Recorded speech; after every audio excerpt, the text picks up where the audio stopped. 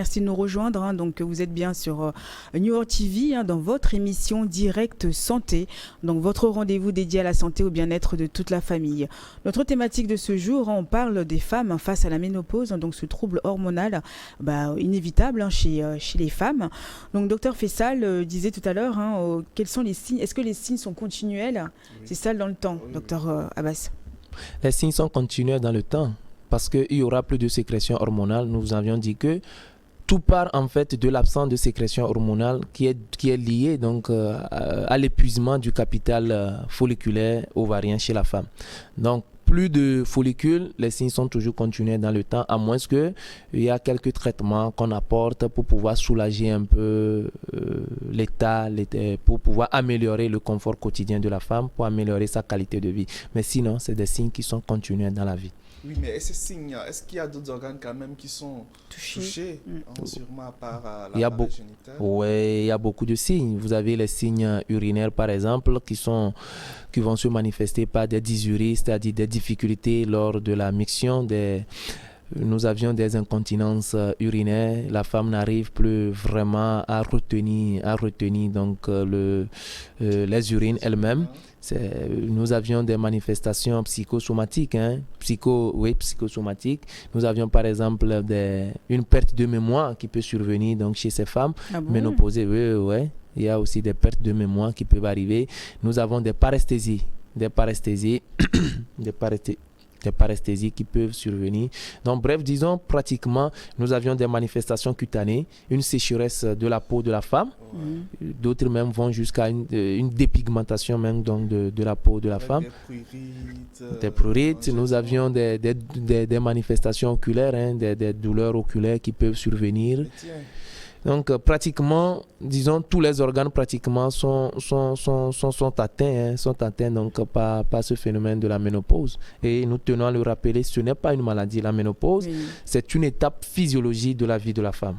C'est une étape physiologique de la vie de la femme. Voilà. On a bien compris que... Vous n'avez pas paniqué, très chers téléspectateurs, très chères téléspectatrices, voilà. Vous n'avez pas paniqué, c'est tout à fait normal, ce n'est pas une maladie, vous l'avez compris. Et laissez ça ancré dans votre cerveau, ce n'est pas une maladie. Donc, vous n'avez pas à déprimer, voilà, vous n'avez pas à avoir peur. De vieillir surtout. Voilà, ça passera. Et justement, pour la ménopause précoce, alors qu'est-ce qui provoque ça, docteur ? D'abord, la ménopause précoce, il faut définir qu'est-ce que c'est que la ménopause précoce. La ménopause précoce, c'est cette ménopause qui va survenir avant l'âge de 40 ans.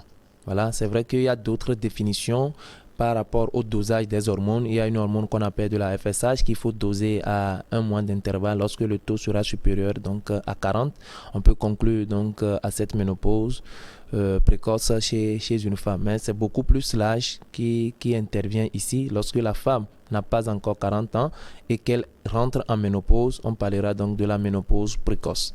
Les causes de la ménopause précoce, nous avions d'abord, il y a des ménopauses précoces qui sont idiopathiques, c'est-à-dire des ménopauses précoces pour lesquelles on n'a pas de cause.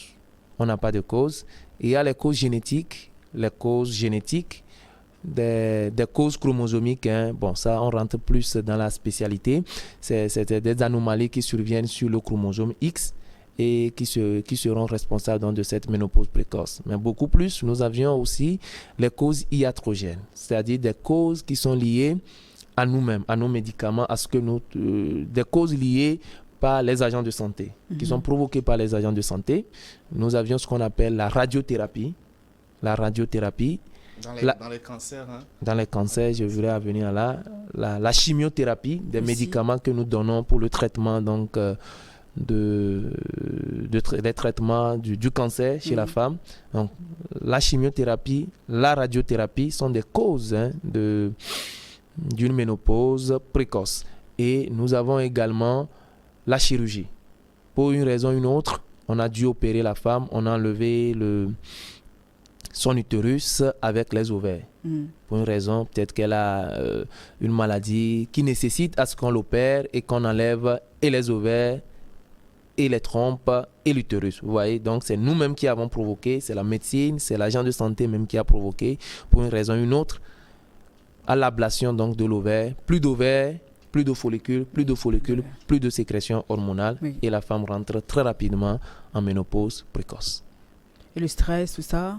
Un choc, non? Non. C'est vraiment... Ça intervient très peu cette fois-ci. Mais c'est souvent ce qu'on entend, qu'un gros choc peut provoquer aussi une ménopause. Mais c'est vrai qu'après, entre les dits et les dits. Est-ce qu'on peut tomber enceinte? Est-ce que ça peut arriver de tomber enceinte quand on est ménopausé? Oui. Non. On peut avoir ces menstruations, on peut provoquer les menstruations chez une femme qui est ménopausée, mais elle ne peut plus tomber enceinte. Elle ne peut plus tomber enceinte parce qu'il n'y a plus de follicules ovariens, il n'y a plus de sécrétion hormonale. Elle ne pourra plus jamais tomber enceinte. Comme dirait quelqu'un, c'est fini. Non, c'est fini. De retour en arrière. Ah, vraiment. Dès que vous n'avez plus de capital folliculaire et vous êtes ménopausé, vous ne pouvez plus jamais tomber enceinte. Mais on peut vous donner les règles. On peut vous mettre sous un traitement et périodiquement, vous allez avoir vos menstruations comme quand vous étiez pubère. Mais est-ce que ce traitement, ça a sûrement des indications spécifiques? C'est dans quel cas est-ce qu'il faut... Peut-être, est-ce que c'est à la demande de la femme? En pratique, comment... Oui, ça toujours, c'est comme tout traitement, Dr Féchal. Le traitement hormonal substitutif que nous donnons aux femmes ménopausées, ces traitements ont des indications lorsque, avec toutes ces manifestations, toutes ces complications que nous avions citées et que la femme se sent beaucoup dérangée, nous l'expliquons et nous le mettons sous le traitement hormonal substitutif. Mais là aussi, il faut plutôt parler des contre-indications. Ce n'est pas toute femme ménopausée qu'on peut mettre sous traitement hormonal substitutif. Vous voyez, il y a donc des contre-indications absolues et des contre-indications relatives. Des contre-indications absolues, par exemple, c'est des maladies. Par exemple, vous avez le cancer du sein. C'est une contre-indication absolue du traitement hormonal substitutif. Les maladies cardiovasculaires, vous êtes hypertendu, glaucomateuse, diabétique, par exemple, vous avez un antécédent d'AVC, un antécédent d'infarctus du myocarde, on ne peut pas vous mettre sous un traitement hormonal. Vous voyez? Donc, il faut d'abord examiner la patiente, demander des examens complémentaires, s'assurer qu'elle n'a pas de contre-indication absolue ou relative avant d'abord de lui mettre sous un traitement hormonal substitutif. Même ces patientes qui ne présentent pas de contre-indication, même quand on les met sous un traitement hormonal substitutif, ce n'est pas un traitement à long terme. Généralement, déjà après 2 ans, 3 ans de traitement hormonal substitutif, la patiente même revient vous voir que, docteur, ça me va, ça me va quoi. Voilà, parce qu'il y a de ces femmes qui ne sont pas souvent satisfaites, surtout avec les contre-indications. Quand on leur dit que, madame, écoutez, vous n'êtes pas en mesure d'avoir un traitement hormonal substitutif, elle ne comprend pas. Donc, en pratique, elle s'en va voir un autre médecin. On lui dit pareil, et après, elle fait des dépressions parce que...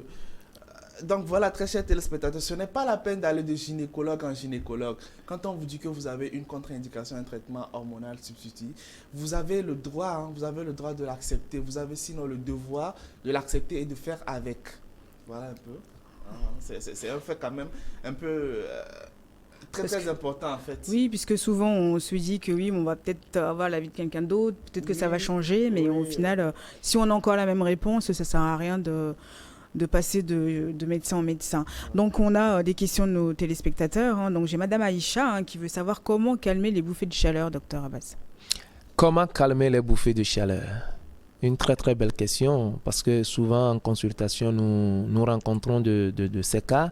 Ah docteur, je n'arrive plus, je ne comprends plus mon corps, j'ai toujours tout le temps des bouffées de chaleur, il y a des sueurs nocturnes, je n'arrive pas à supporter.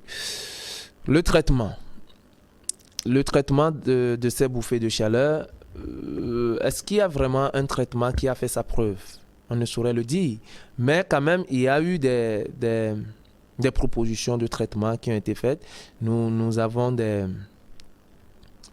comment nous les appelons, les phytoœstrogènes que nous prescrivons, les phytoœstrogènes à base de soja qui quand même essaient d'aider nos patientes. Mais comme je le dis, ça ne fera pas disparaître totalement et définitivement ces bouffées de chaleur. C'est avec le temps que la patiente ménopausée va commencer par accepter sa nouvelle vie, accepter que effectivement cette bouffée de chaleur fera partie de moi. Mais sinon, il y a quelques petits traitements, comme je l'ai dit, les isoflavones. Nous avons les phytoestrogènes, c'est-à-dire c'est des traitements, c'est de la phytothérapie, c'est comme on sait que c'est l'absence de l'ostrogène qui entraîne ces manifestations cliniques. Là, on apporte des plantes, des traitements à base des végétaux qui ont les mêmes propriétés que de l'ostrogène. Et donc, lorsqu'on apporte de la phytoestrogène, ça arrive quand même à réduire cette bouffée de chaleur et cette crise de sueur nocturne que font les patientes ménopausées. Voilà. Oui, mais de toute façon, Madame Aïcha, il faut aller consulter. Il ne faut pas prendre ça vous-même.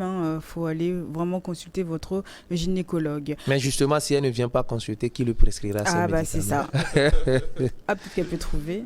J'ai Madame Essé aussi qui veut savoir quel aliment faut-il adapter pour quand on a la ménopause pour aider. Est-ce qu'il y a quelque chose À ma connaissance, non. Je n'en connais pas. Comme des aliments, je ne connais pas. Peut-être... pour éviter la survenue de l'ostéoporose, on a parlé de la supplémentation en calcium et en vitamine D, prendre beaucoup les produits laitiers qui contiennent beaucoup du calcium, qui peut beaucoup aider aussi pour les os.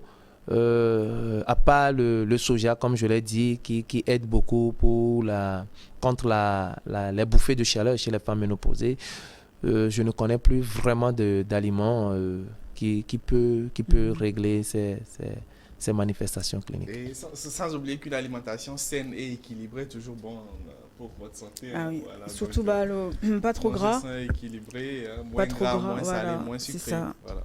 C'est tout simplement... En tout cas, nous, la ménopause est un gros sujet pour nous les femmes. Comme on l'a dit tout à l'heure, on vous l'a un peu décrit, parlé en long et en large, pour qu'on comprenne comment ça vient et qu'est-ce qui provoque ça. Donc, docteur Abbas, qui nous a un petit peu fait le tour, donc qui est gynécologue. En tout cas, un grand merci parce qu'on en a besoin. On a besoin de savoir, on a besoin de comprendre certaines choses. Et puis, cette émission aussi est faite pour ça. Un grand merci à vous, surtout. Merci beaucoup à vous. Merci beaucoup à docteur Féchal. Très élégant aussi ce matin. C'est toujours un plaisir pour nous, toujours un plaisir pour nous d'être là avec vous les matins pour parler de la santé maternelle, de la santé féminine en général. C'est bien, ça nous fait aussi, c'est toujours un plaisir pour nous d'être là. Et puis il y a énormément de sujets aussi à aborder. Voilà, nous espérons vous revoir encore très bientôt. Voilà, c'est ça. On n'a pas de soucis. Nous n'avons pas de soucis. Il suffit juste de nous inviter et puis nous serons là. Ouais. Nous ferons le maximum. Vous êtes toujours fidèle au poste et c'est ça qui est bien. Au moins vous aimez votre métier parce que il faut, même si pour venir c'est pas comme à la clinique, mais au moins vous êtes aussi là pour informer nos téléspectateurs. Ouais. Il nous faut aussi un peu de la communication. Oui. C'est vrai que nous, les médecins, nous n'avons pas assez de temps pour venir sur des plateaux télé comme ça, pour faire des émissions. Mais je crois qu'on va en arriver là parce qu'aujourd'hui, avec tout ce qu'il y a comme réseaux sociaux, tout ce qu'il y a comme outils informatiques, il faut quand même qu'on vienne pour apporter, pour mieux étayer ce que vous lisez sur les réseaux sociaux, ce que vous lisez sur l'Internet. Parce que ce n'est pas aussi tout ce qui est lu sur l'Internet, ou bien ce n'est pas tout ce qui est écrit sur Internet aussi qui est vrai. Donc, quand nous sommes là, pour nous, c'est de mieux expliquer ce que vous avez lu et s'il y a des zones d'ombre qu'on puisse vous éclairer. Un grand merci. Nous sommes en train, voilà, vous l'avez compris, docteur Abbas, il n'a pas trop le temps, mais il se donne toujours, il se donne toujours le privilège de vous mettre en première position. Donc voilà. Restez toujours avec nous et n'oubliez pas de passer également sur notre page Facebook en direct Santé Simplement. Laissez vos questions, partagez les informations. Voilà. Et puis le numéro de téléphone, donc le numéro WhatsApp qui est à votre disposition, voilà. Le plus 228 79 84 27 52. N'hésitez pas, laissez vos questions et puis il fera le plaisir de vous répondre. Donc voilà, mais si vous voulez aussi parler, poser des questions au docteur Abbas, n'hésitez pas, laissez-nous les messages et puis on les transmettra. Grand merci à vous. Merci docteur Abbas. Merci beaucoup. Merci à vous, Madame Essé. Essie plutôt, excusez-moi. Merci beaucoup, docteur Féchal. Je voudrais aussi rappeler à nos téléspectateurs, téléspectatrices que, comme nous l'avions dit, il y a toujours une période qui précède la ménopause. Cette période est appelée la période périménopausique. Et donc, lorsque déjà, aux alentours de quarantaine, cinquantaine déjà, vous commencez par ressentir des troubles du cycle, un cycle qui devient long, vous saignez 2 fois dans le mois ou plusieurs fois dans le mois, vous avez toujours des traces de sang sur vos slips, des gouttes, disons plutôt des gouttes de sang tous les jours, il faut consulter très rapidement votre gynécologue. On pourra vous trouver un souci parce que nous n'avions pas parlé aussi des diagnostics différentiels. C'est pas parce que aux alentours des cinquantaines, vous avez peut-être des métrorragies qu'il faut tout de suite penser aussi à la période périménopausique. Docteur Fischer, vous le savez très bien, il y a aussi le cancer de l'endomètre, il y a le cancer du col. Donc toujours, je crois que lorsque nous avions de ces troubles du cycle, il faut très rapidement consulter le gynécologue ou un médecin, un agent de santé très rapidement, qui fera quand même un examen gynécologique et qui permettra de dire non, ben voilà madame, c'est peut-être la période périménopausique que vous aviez, et cet agent de santé va vous référer très rapidement vers votre gynécologue qui pourra quand même vous apporter des solutions. Et même à part ce cancer de l'endomètre, il peut même s'agir d'une simple dérégulation du cycle chez la femme. Donc, demandez toujours auprès de votre conseil. Nous ne cesserons pas de le dire sur ce plateau. Oui. Demandez conseil auprès de votre agent de santé. Il saura mieux vous orienter vers la personne qu'il faut. Bon, on va leur redonner encore notre numéro de téléphone, notre numéro WhatsApp. Donc, n'hésitez pas à laisser des messages sur le plus 228 79 84 27 52. Allez-y, envoyez-nous vos questions. Un grand merci à tous. Merci de nous avoir suivis. C'est Direct Santé sur New World TV. On se retrouve demain. Docteur Fissal. À demain. À bientôt. À demain. À demain.